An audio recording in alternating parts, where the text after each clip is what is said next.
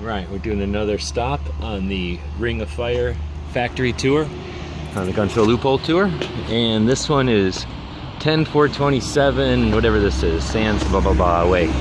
And this one is Lorcin, so one of the a-holes in the whole Ring of Fire thing.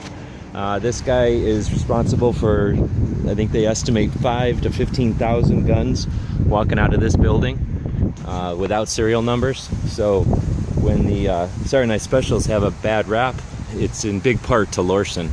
So that's where we're at, Lorcin.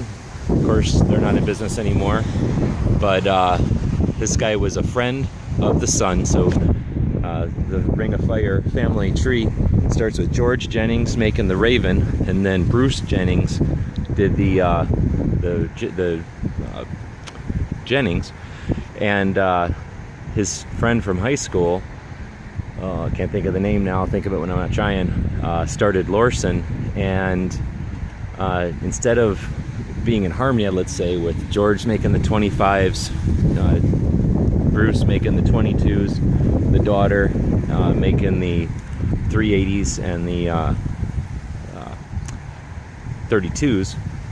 In other words, each had their own caliber. Lorcin comes along, he starts building guns in every caliber, so tries to compete with the whole Raven or Jennings family. So they didn't get along, or they got along, it's hard to know, but is what it is. So Lorcin's, I think, are the ugliest of the Saturday Night, of the Ring of Fire Saturday Night Specials. Again, they're unscrupulous in their business practices. The guy, I can't think of his name right now, I'll have it in the notes. The guy started many other businesses, firearms related, and actually started to work on some of the polymer guns and stuff before a lot of companies did. He was unsuccessful, but it is what it is.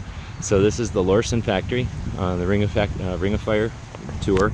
We are quite a bit west, almost to San Bernardino from LA, and we've got just 2 more factories on the tour. So if you've got a Lorcin, sorry, they're not that pretty, and they don't work all that great. Again, they didn't help with the reputation at all. But feel free to leave comments with your experiences with the Lorcins. And as always, thanks for watching.